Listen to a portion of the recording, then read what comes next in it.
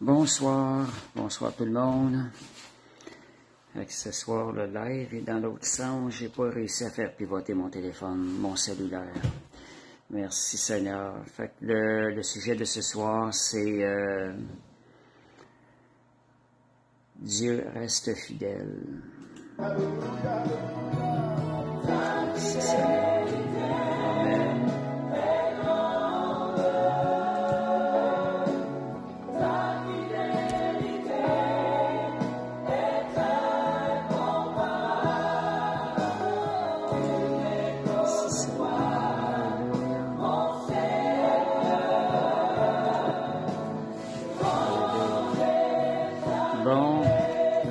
Dieu reste fidèle. Je vais distribuer les liens maintenant.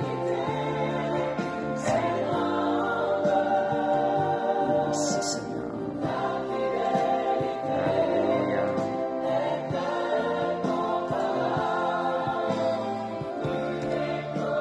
Merci Seigneur. Alléluia. Merci Jésus.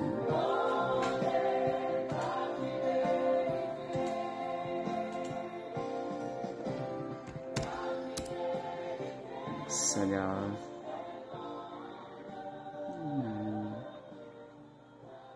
Bonsoir Monique. Merci Seigneur. Voilà. Bonsoir Lydia. Bonsoir Emma et Sylvie. Merci Seigneur.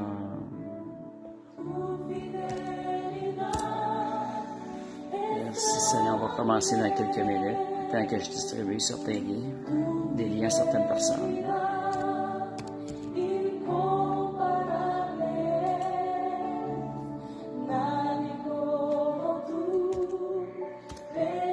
Merci Seigneur, Alléluia, Jésus.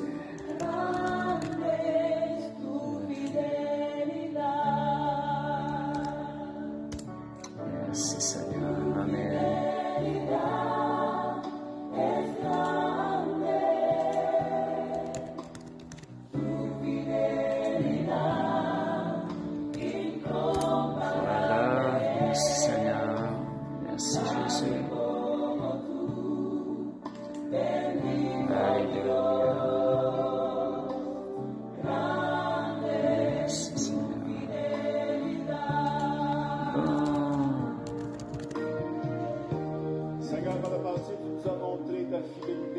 Ce n'est pas ceux qui sont descendus dans la fosse qui peuvent célébrer ta fidélité. Merci Seigneur. Mais nous, les vivants, Seigneur, nous voulons raconter Amen. tes faits, Merci Seigneur. Seigneur. Fidèle, Seigneur, notre Dieu. Depuis le jour où tu nous as appelés, Seigneur, et que tu l'as fait devant nous, Seigneur, jamais tu nous as délaissés, Seigneur. Et toujours tu as été présent dans nos vies, Seigneur. Dans la détresse, tu on va commencer bientôt. Dans l'oubli, tu t'es montré pour nous un ami. Dans l'abandon, tu as été notre consolation. Dans la frayeur, tu t'es montré plus que vainqueur. Dans la faiblesse, tu as tenu tes promesses.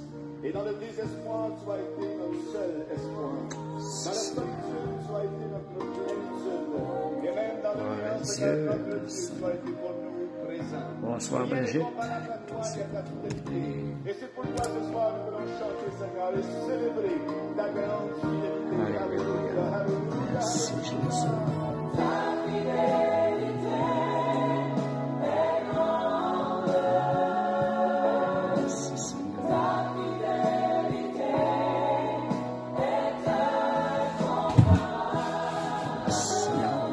On va y aller. On va commencer dans une minute. OK.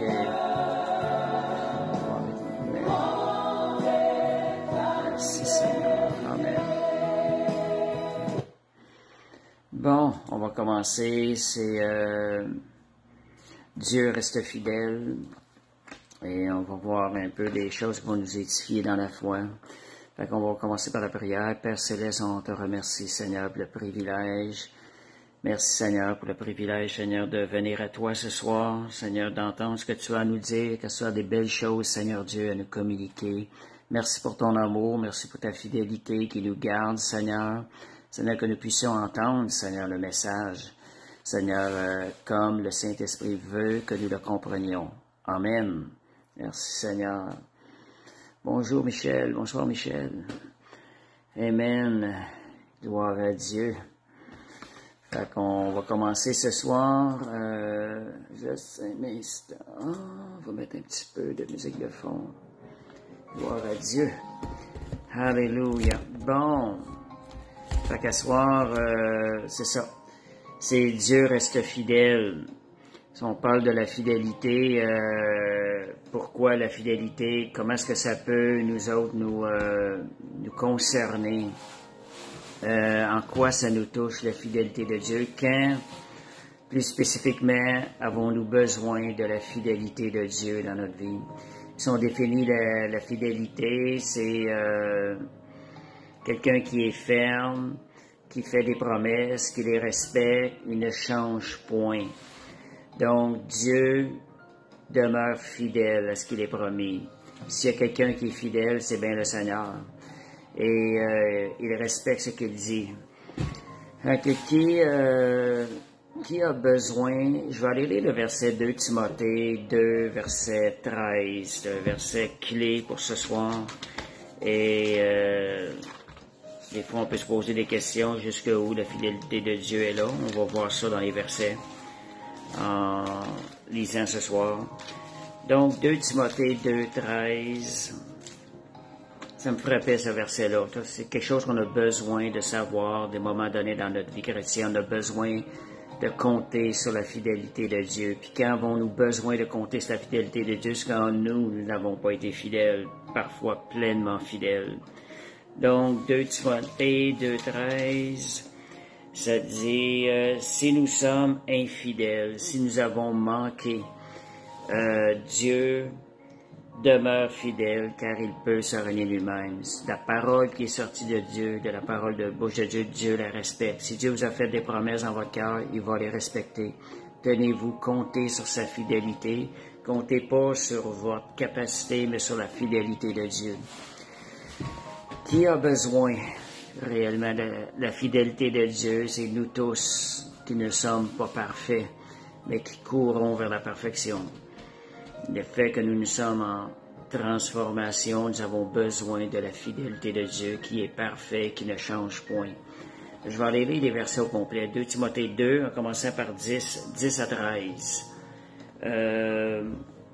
C'est pourquoi je supporte tout à cause des élus, afin qu'eux aussi obtiennent le salut qui est en Jésus-Christ, à la gloire éternelle. Fait qu'on on commence en parlant du salut. Et cette parole est certaine. 2 Timothée 10, 11. Si nous sommes morts avec lui, nous vivrons aussi avec lui. Quand on parle de mort avec lui, c'est que nous sommes morts à notre ancienne vie. Nous lui avons remis entre ses mains pour voir vivre la vie de Christ. Donc, la fidélité concerne les enfants de Dieu. La fidélité de Dieu concerne les enfants de Dieu. Ça dit, si nous persévérons, nous régnerons aussi avec lui. Donc, l'importance de persévérer. En parlant de la fidélité de Dieu, ça va nous amener à persévérer. Nous régnons aussi avec lui. Si nous le renions, lui aussi nous reniera. Quand c'est pas lui qui nous renie premier, c'est nous qui l'abandonnons et le laissons de côté. Dieu ne peut pas rien faire à ce moment donné-là. Il nous offre toujours la main, mais si nous le renions, lui nous reniera. Si nous sommes infidèles, j'avais-tu une autre traduction? Si nous avons, voyons, j'avais écrit, je ne l'ai plus devant moi. Donc, si nous avons manqué envers le Seigneur, nous avons manqué, on sait qu'on n'est pas parfait, c'est là qu'on a vraiment besoin de compter sur le Seigneur. Lui, il demeure fidèle. Quelle assurance quand le Seigneur nous assure qu'il demeure fidèle parce qu'il ne peut renier ses paroles lui-même. Donc, c'est un encouragement à persévérer, à continuer, à courir pour le Seigneur. Le Seigneur ne veut pas qu'on ralentisse notre marche. Si on a fait un petit détour, Dieu veut qu'on continue à courir, veut nous encourager à courir. L'étude de ce soir, c'est comment aussi traiter les situations de notre vie où nous avons manqué des fois, au niveau des décisions, au niveau de quoi que ce soit dans notre marche avec le Seigneur. Dieu nous demande de regarder à sa fidélité. Et au début de ma marche chrétienne, c'était quelque chose que le Seigneur m'avait déjà montré. C'est que j'avais eu une vision, un nuage. Dans la vision, c'était un grand nuage. Il y avait un vieil homme sur le nuage, il y avait un petit enfant de 3-4 ans qui jouait avec des blocs. Et ce petit enfant de 3-4 ans ne s'inquiétait de rien parce qu'il savait que le vieil homme avait les yeux sur lui. Puis j'ai entendu la voix du Père Céleste qui, pour la première fois, qui me dit, c'est maintenant la relation qu'on a, moi puis toi, ensemble. Là, ça a commencé et le sentiment que j'avais, c'était un sentiment de confiance et d'amour envers le Père Céleste que je vivais. Fait que vous voyez, la relation de confiance en Dieu, elle est nécessaire. Quand on connaît sa fidélité, cela nous emmène dans une relation de confiance en lui. Nous pouvons demander en ayant l'assurance qu'il va entendre nos prières et qu'il va les exaucer parce qu'on sait qu'il est bon. Donc, si nous tombons, nous on se repent, on se relève et Dieu lui demeure fidèle à nous. Dieu demeure fidèle à ses promesses, il nous regarde et nous aide. Donc, ça s'applique lorsqu'on fait des mauvais choix. Lorsqu'on fait des mauvais choix, quand on dit nous sommes infidèles, lorsqu'on fait des mauvais choix, prenons des mauvaises décisions, il ne faut pas rester là-dessus, il faut relever la tête parce qu'on a un Dieu fidèle. Gardons nos dieux sur la grâce de Dieu, sur sa fidélité, parce que c'est comme ça qu'on va être capable de servir le royaume de Dieu beaucoup plus efficacement. On est des enfants de Dieu, le Seigneur prend soin de ses enfants, il est fidèle envers ses enfants, et Dieu lui va demeurer fidèle à ses promesses. Donc, si on s'arrête vraiment, quand on a de pas s'arrêter, de dire, Seigneur, comment est-ce que je peux vraiment servir mieux ton royaume? Le Seigneur va nous inviter à se relever. Relève-toi, je suis avec toi. Je te suis fidèle. Donc, ce qui arrive, la tendance aussi des fois, des fois on veut trop regarder en arrière dans des choses de même. Le Seigneur veut pas qu'on s'attarde avec ça. Il veut qu'on marche, qu'on aille de l'avant, qu'on regarde à lui, qu'on compte sur sa fidélité. Un peu comme compter sur son amour. Moi, je dis souvent, je l'aime parce que c'est lui qui m'a aimé le premier. De la même chose, on va le servir à cause de sa fidélité envers nous, parce qu'il est bon. Donc, de ne pas trop remettre en question des décisions, des fois qui sont en arrière. Allez, marchons de l'avant, parce qu'en avant, il y a beaucoup plus. Il y a beaucoup plus que ce qu'on a en arrière. Dimanche, j'avais effleuré le sujet, c'est ce qui a fait que ça a développé cette semaine. On va aller dans Philippiens 3, versets 12 à 14. Philippiens, chapitre 3, versets 12 à 14. Ça dit, ce n'est pas que j'ai déjà remporté le prix ou que j'ai déjà atteint la perfection. Donc, Paul déjà mentionne qu'il n'a pas atteint la perfection, ce qui sous-entend qu'on fait des erreurs des fois. On ne fait pas les choses parfaites jour après jour, mais on sert un Dieu qui est parfait et qui est parfait dans sa fidélité envers nous. Et ce n'est pas que j'ai déjà remporté le prix ou que j'ai déjà atteint la perfection, mais je cours, Paul court, pour tâcher de le saisir. Puisque moi aussi, j'ai été saisi par Jésus-Christ. Connaissant la fidélité de Dieu, nous pouvons continuer à courir pour lui. Frère, je ne pense pas l'avoir saisi, mais je fais une chose, oubliant ce qui est en arrière et me portant vers ce qui est en avant. Je cours vers le but pour remporter le prix de la vocation céleste en Jésus-Christ. Ça, c'est un verset là, qui m'inspire beaucoup. Oubliant ce qui est en arrière. Seigneur, la gloire, des fois on ne comprend pas tout ce qui est arrivé, on ne comprend pas toutes les situations, mais Seigneur veut qu'on regarde en avant. Pour quelle raison? Parce que la gloire que Dieu en réserve pour nous en avant est tellement grande. On n'a pas de temps à perdre à s'attarder à des choses. S'il y a réellement quelque chose en arrière, le Seigneur va s'arranger pour nous le révéler pendant qu'on regarde à lui, qu'on va vers l'avant. Donc, la gloire que Dieu a préparée pour nous en avant est tellement grande, on n'a pas le temps de regarder en arrière, de s'attarder, de tourner la tête, de ralentir notre marche. Le Seigneur veut qu'on court. Seigneur, je vais courir pour toi à cause de ta bonté, à cause de ta fidélité, Seigneur Dieu. Fait que, moi, je me rappelle, dans une des situations, des épreuves que j'avais vues, le Seigneur me disait, avait mis dans mon cœur, les belles choses de la vie, elles sont pas en arrière, elles sont en avant. C'est ce qu'il m'avait dit. Regardons aux belles choses que Dieu a préparées pour nous et courons vers le Seigneur davantage pour le servir, pour lui être agréable. Aussi, ce qui arrive aussi, il nous arrive parfois c'est ça, on en prend des décisions. Vous savez, des fois, on prend des décisions en se confiant en Dieu. Puis parfois, on commence à douter de nos choix, de nos décisions. Voyez un peu, si vous analysez ça un peu, quand vous demeurez dans la foi, Dieu travaille à vous faire accomplir ses promesses envers vous. Dieu travaille à vous accompagner, il est avec vous. Mais quand on commence à retourner dans le doute, des fois sur des situations où on a mis notre foi dans le Seigneur, Dieu, c'est comme si on ralentit le travail de Dieu dans notre vie, puis je dirais que parfois on fait peut-être arrêter le travail de Dieu parce qu'on commence à semer le doute dans une situation qui avait été prise dans la foi. Fait que c'est pour ça, oubliant ce qui est en arrière et nous portant vers ce qui est en avant. Seigneur, tant quelque chose encore de plus glorieux en avant. Fait que, donc, puis même, je dirais même parfois, dans certains cas, des personnes peuvent perdre le terrain qu'ils avaient déjà gagné dans la foi.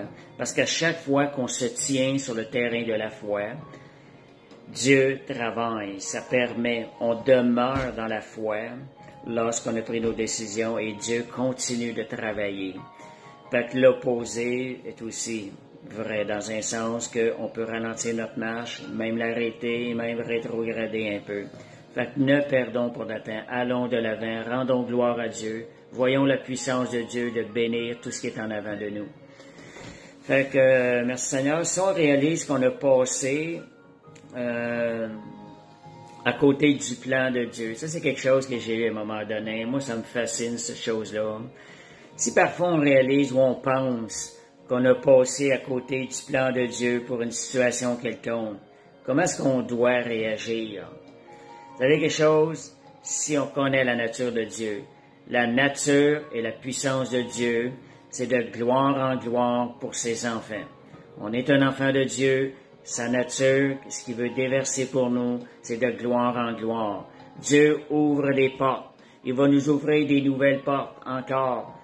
Il n'est pas limité. Il peut nous ouvrir des nouvelles portes. Et 2 Corinthiens 3:18, nous sommes transformés de gloire en gloire par l'Esprit du Seigneur. On voit déjà une partie de sa nature de gloire en gloire avec le Seigneur, par l'Esprit du Seigneur. Si on a manqué le plan A de Dieu, qu'est-ce qu'on fait dans ce temps-là? C'est qu'est-ce qu'il faut faire? Ben, Dieu a un plan B. Merci Seigneur. Dieu n'étant pas limité, il y a un plan B. Genèse 50-20, Joseph, après qu'il avait été rétabli, il a dit il a dit à ses frères, le mal que vous m'avez fait, Dieu l'a utilisé et l'a changé en bien. Pourquoi? Parce que Joseph avait su faire confiance à Dieu. Il avait confiance malgré tout ce qu'il avait vécu. Qu'est-ce qui est arrivé? Dieu a pris le mal, il l'a transformé en bien, puis il a redonné quelque chose de glorieux qu'il n'aurait même pas eu si le mal n'aurait pas eu lieu dans sa vie. Fait que Dieu ne fait pas le mal, ne produit pas le mal, mais quand on prend les situations, qu'on les remet dans ses mains, Dieu change le mal en bien. Vous voyez, quand je vous disais, le plan A, Dieu a un plan B. Puis qu'est-ce qui arrive avec le plan B? Le plan B devient une opportunité de rentrer dans un plan encore plus glorieux que le plan A. Ne limitons pas le Seigneur. J'ai dit, Seigneur, moi ça, j'ai dit, Seigneur, à un moment donné, j'ai dit, c'est une situation, je ne permettrai jamais que cette situation-là m'emmène plus bas avec toi. Mais Seigneur, moi je vais prendre cette situation-là, je vais l'emmener devant toi, puis je vais croire, Seigneur, que tu vas m'emmener encore plus haut, Seigneur Dieu, que si cette situation-là ne serait pas arrivée dans ma vie. Oui, il y a un combat à mener. Si on manque le plan A, il y a un plan B, que Dieu n'est jamais limité. On a devant nous une opportunité d'avoir plus de gloire dans le plan B si nous nous confions dans le Seigneur, si nous mettons notre foi en lui. Je dirais que l'effort et la foi vont être plus demandants, mais la gloire va être plus grande. Saisissons les opportunités. Marcher avec le Seigneur, c'est de regarder en avant, parce que c'est grand ce qu'il y en avant. Fait que c'est de garder la foi, et si nous manquons le plan B, qu'est-ce qui arrive? Regardant Dieu, Seigneur, regarde, j'ai manqué peut-être cette fois-là, mais je veux croire, Seigneur, que tu vas me bénir encore, parce que ta bonté n'a pas de limite. Seigneur, je réclame, Seigneur, que ce plan C va être encore plus glorieux que le plan B. Au nom de Jésus, on se tient sur la foi, les yeux fixés sur le Seigneur, les yeux fixés sur sa fidélité. Qu'est-ce qui fait que c'est comme ça, A, B, C, qui est le meilleur? C'est la fidélité de Dieu. Dieu est fidèle. Si nous sommes infidèles, si nous manquons, Dieu demeure fidèle. Merci Seigneur. Mais, moi je suis pas en train de dire ça dans le sens de dire de négliger le plan A. Non, parce que la chose qui arrive, le plan B va demander plus. Va demander plus, ça va venir chercher plus ta foi, ça va exiger de plus. On ne joue pas avec le Seigneur, il va toujours mieux marcher dans l'obéissance. Mais si jamais on manque son plan, on se tourne vers lui, on a le choix de le réclamer, Seigneur, je veux plus encore, à cause de ta bonté. Ça réjouit le cœur de Dieu.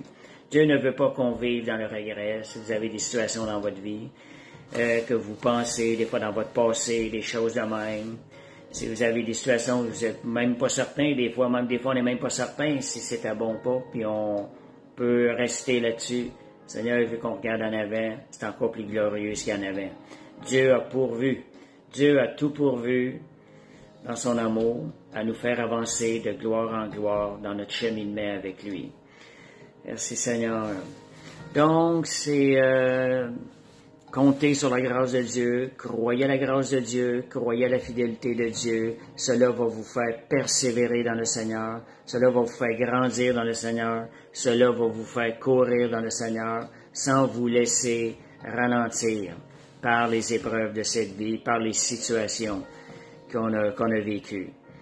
Donc, des gens autour de nous, parfois, peuvent voir une telle situation dans notre vie comme une rechute ou une rétrogradation, mais c'est à nous de faire que cette situation soit une situation qui nous amène plus loin dans la gloire de Dieu et plus près de Dieu.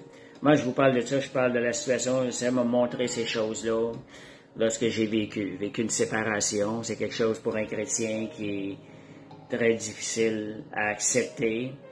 Et c'est là que j'ai dit, j'accepterai jamais ça. Mais Dieu a été fidèle. Le Seigneur m'a emmené plus loin, quelques années après, plus haut avec lui. Dieu a été fidèle. Puis merci Seigneur de sa fidélité. Et que gloire à Dieu. Alléluia. Bon, c'est à nous, le plan B ayant la possibilité d'être meilleur que le plan A. C'est à nous maintenant de prendre nos armes et de conquérir la situation à la gloire de Dieu. Ne donnons aucun répit à l'ennemi.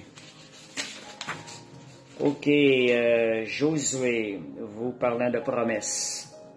On va le voir dans l'Ancien Testament. Josué 1, versets 6 à 9. Je vais aller le lire, le préparer de le lire. Un instant, bon, Josué 1, versets 6 à 9.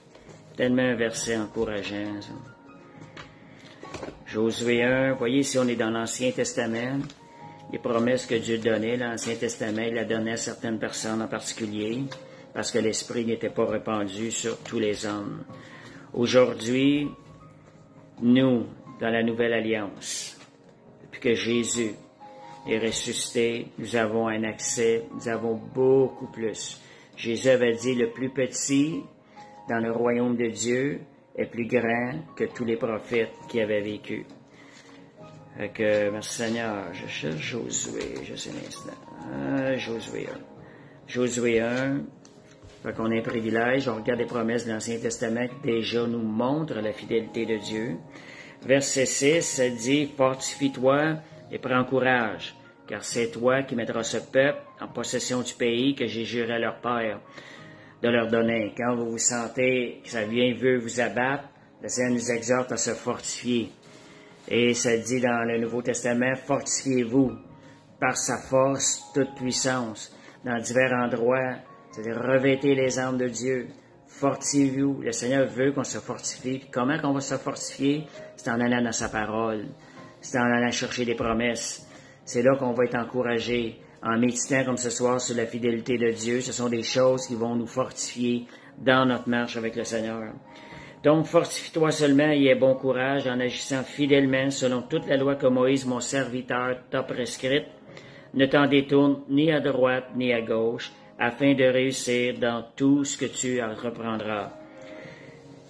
Que ce livre de la loi ne s'éloigne point de ta bouche, fait qu'on voit ici que c'est vraiment la parole de Dieu qui va nous fortifier. Médite-la jour et nuit pour agir fidèlement selon tout ce qui est écrit.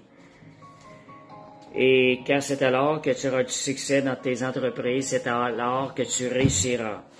Ne t'ai-je, regardez ce verset-là, vraiment merveilleux, ne t'ai-je pas donné cet ordre, fortifie-toi et prends courage, ne t'effraie point, ne t'épouvante point, car l'Éternel, ton Dieu, est avec toi dans tout ce que tu entreprendras. Voilà la promesse de Dieu.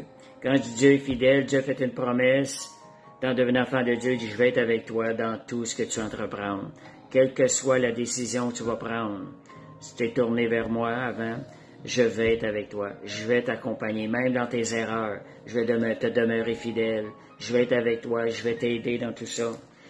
Fait que c'est une belle promesse pour nous. Je serai avec toi dans tout ce que tu entreprendras. Fait qu'on a regardé au Seigneur, il y a le glorifié pour ça. Merci Seigneur parce que tu es avec moi. Seigneur, je tourne à droite, Seigneur, tu es avec moi. Je prends décision de tourner à gauche, Seigneur, tu es encore avec moi. Parce que c'est ta fidélité, c'est ta promesse, puis je sais que tu es fidèle. Merci Seigneur, Amen. Fait que Proverbe aussi, donc, une autre chose que je voyais des fois se fortifier. Si vous voyez une situation qui vient d'eau sur votre vie, là, tu sais, des fois même, personne, il y en a qui peuvent être poussés, des fois à pleurer, toutes ces choses-là. La parole de Dieu nous demande, fortifiez-vous. Regardons la parole de Dieu, regardons ses promesses et fortifions-nous par sa parole pour se relever. Seigneur, je crois en tes promesses. Seigneur, tu vas être avec moi dans tout ce que je vais entreprendre. Et si Dieu est avec nous, qu'est-ce qui va arriver? On va être béni de sa part. Dieu va bénir notre marche avec lui. Dieu va bénir notre vie, les situations de notre vie. Et Proverbe 3:6 aussi, c'est Proverbe 3, verset 6.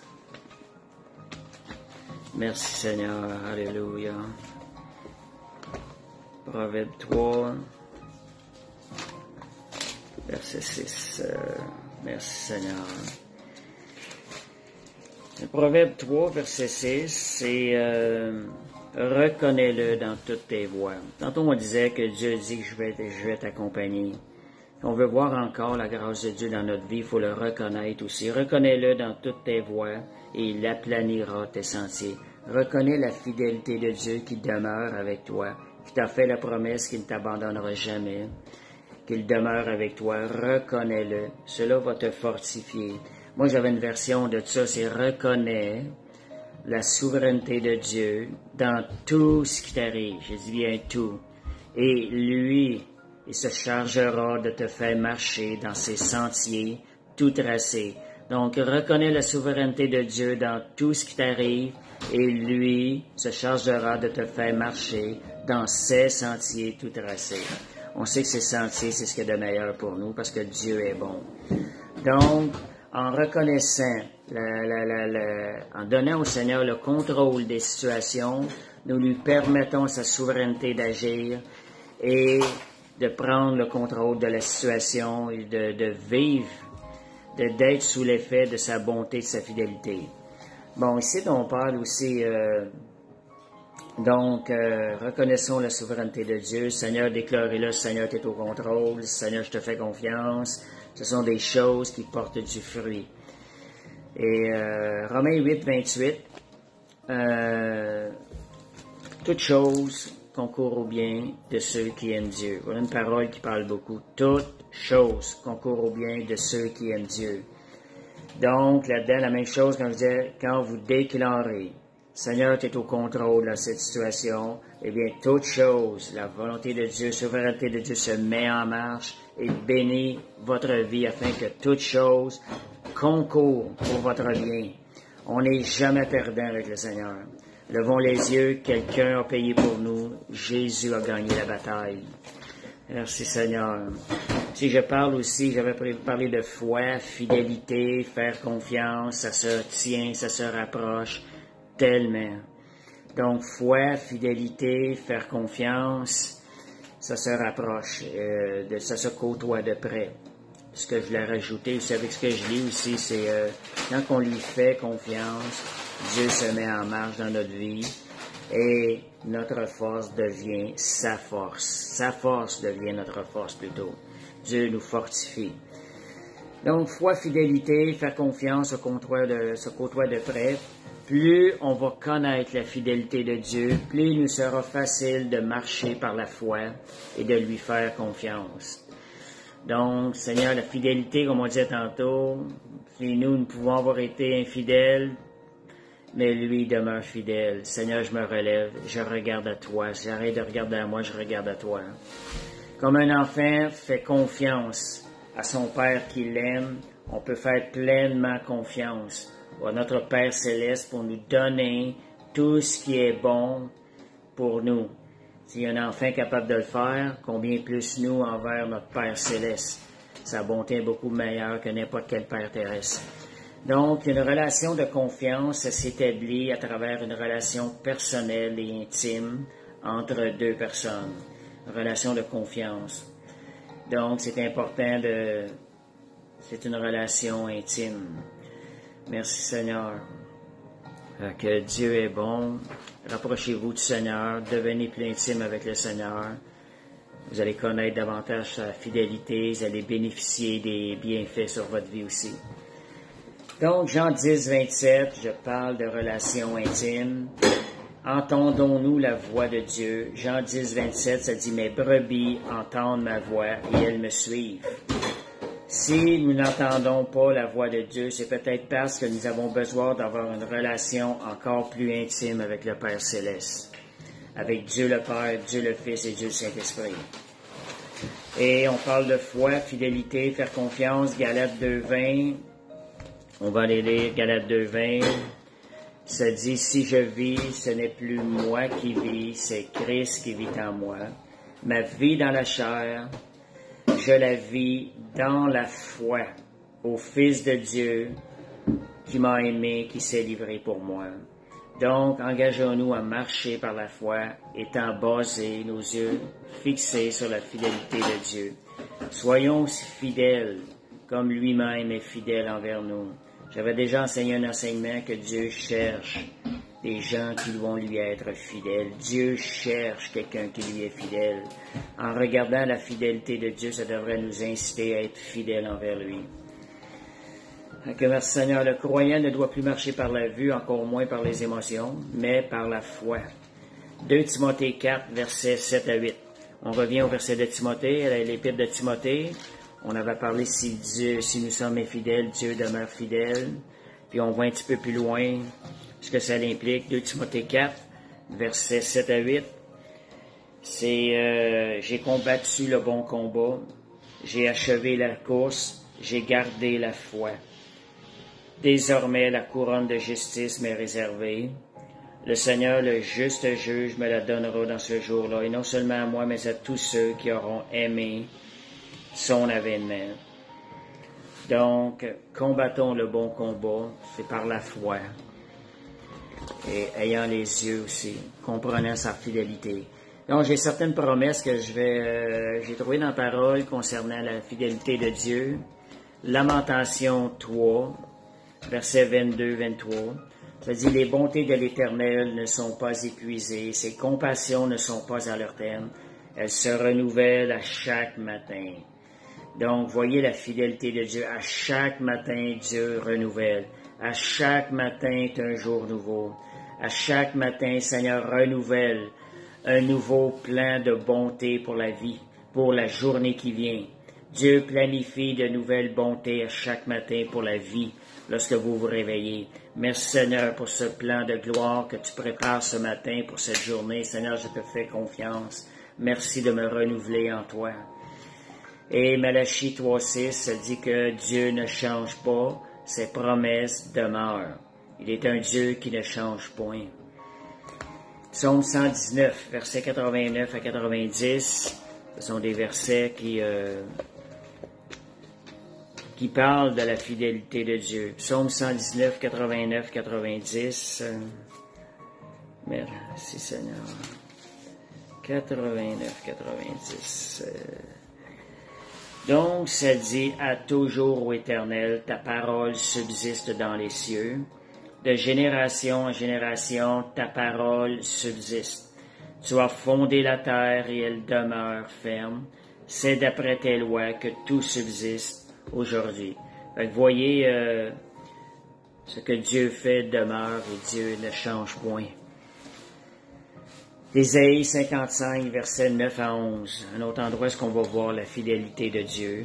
Ésaïe 55, versets 9 à 11. Merci Seigneur. On peut s'appuyer sur le Seigneur. Autant les cieux sont élevés au-dessus de la terre, autant mes voix sont élevées au-dessus de vos voix, et mes pensées au-dessus de vos pensées. Comme la pluie et la neige descendent des cieux, et n'y retourne pas sans avoir arrosé, fécondé la terre et fait germer les plantes, sans avoir donné la semence au semeur, et du pain à celui qui mange. Ainsi en est-il de ma parole qui sort de ma bouche, elle ne retourne pas à moi sans avoir exécuté ma volonté et accompli mes desseins. Fait que Dieu, sa parole, accomplit les desseins de Dieu. Les desseins de Dieu, c'est ce qu'il y a de meilleur pour nos vies. Comptons sur sa parole. Ça, c'est important. Je pensais ça ce soir, comment on a besoin d'être renouvelé. Renouveler notre esprit, notre intelligence dans la parole. Ces enseignements-là, c'est ce que ça va faire en nous. Ésaïe 47, verset 91 ou 11, je ne suis pas sûr, là. Ésaïe 47, je pense que j'ai une petite erreur dans mon verset. On va aller voir. Ésaïe 47. Merci Seigneur. 47. 91. Non, il n'y avait pas de 91. Ésaïe 47. Merci Seigneur. Alléluia. Peut-être 46. Merci Seigneur. Alléluia. Ouais, je pense que j'ai...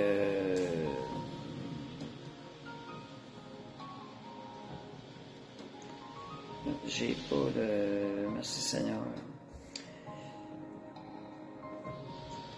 Donc, ce que j'avais ici, c'est que Dieu a déclaré, il le fait arriver. OK, c'est Ésaïe 46, versets 9 à 11. Souvenez-vous de ce qui s'est passé dans les temps anciens, car je suis Dieu, il n'y en a point d'autre. Je suis Dieu, nul n'est semblable à moi. J'annonce dès le commencement ce qui doit arriver, longtemps d'avance ce qui n'est pas accompli. Je dis, mes arrêts subsisteront, et j'exécuterai toute ma volonté. C'est moi qui appelle de l'Orient un oiseau de proie, d'une terre lointaine un homme pour accomplir mes desseins.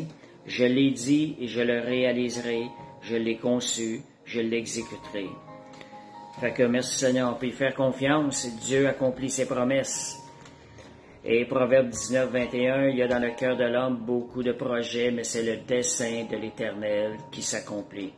Lorsqu'on remet nos projets entre les mains du Seigneur, Dieu va faire accomplir ceux qui sont là pour nous bénir.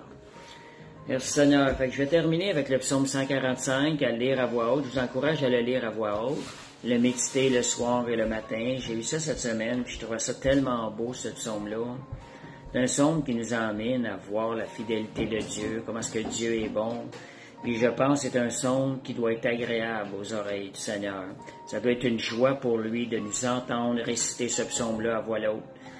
Fait que c'est un psaume qui glorifie beaucoup. C'est le psaume 145, 145. Fait que merci Seigneur, on va terminer par la prière. Alléluia. Père, on te remercie, Seigneur Dieu. Merci, Seigneur, de nous révéler comme tu es bon pour nous et ta fidélité, parce que ton désir, c'est que nous marchions, Seigneur, jour à jour, après jour, que nous avancions de gloire en gloire. Merci pour le Saint-Esprit que tu nous as donné, qui est notre force pour te servir, Seigneur Dieu. Que chaque personne cette semaine puisse être fortifiée par le Saint-Esprit, par cette parole, au nom de Jésus. Amen. Fait que bonne soirée, bonne fin de semaine.